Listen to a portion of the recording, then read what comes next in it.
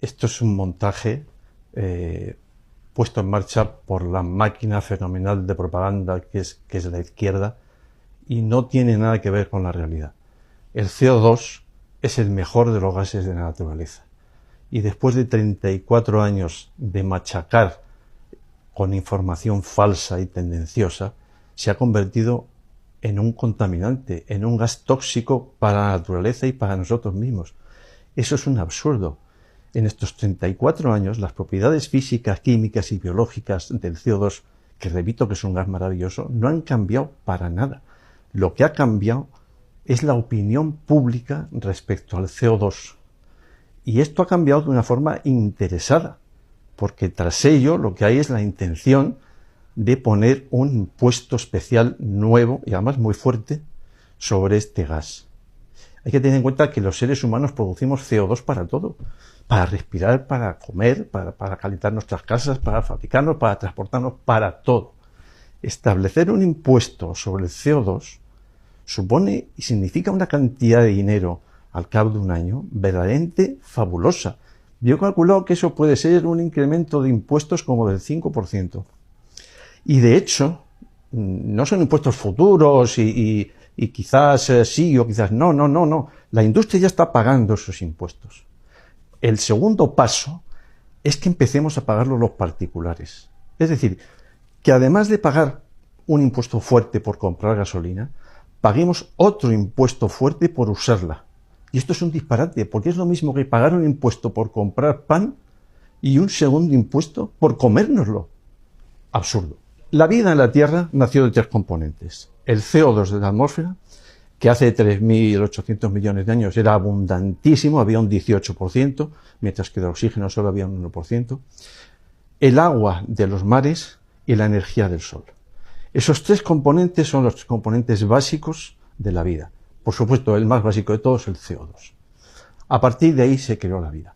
Esa vida se alimentó de CO2 y fue transformando CO2 en oxígeno. La respiración de las plantas y las bacterias vegetales lo que hacen es respirar CO2 y producir oxígeno. La vida animal usa el proceso exactamente contrario. Lo que hace es tomar oxígeno del aire, quemar ese oxígeno con la materia orgánica que nos dan las plantas y producir CO2 como residuo. Es decir, que en la naturaleza el CO2 no solamente es el más esencial de todos los gases, porque es que es el gas creador de la vida. Para colmo, es un gas que con el paso del tiempo, la cantidad de CO2 en la atmósfera ha ido disminuyendo progresivamente a medida que aumentaba la cantidad de oxígeno. ¿Por qué? Porque las plantas durante millones y millones de años han estado respirando CO2 y devolviendo oxígeno a la atmósfera. Ahora, en estos momentos, el porcentaje de CO2 en la atmósfera es del 0,04. Digo 0,04. El porcentaje de oxígeno es del 21%. Es decir, hay 550 veces más oxígeno que CO2. El CO2 no es solamente un gas valiosísimo, es que encima es escasísimo. Escasísimo pero fundamental para la vida de las plantas.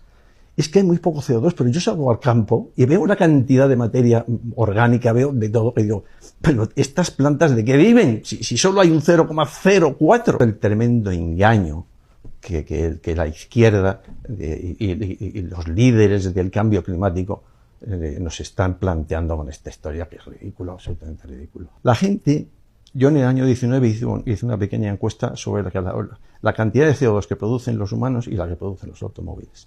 La respuesta media es que los automóviles producen 1000 veces más. 1000 veces más.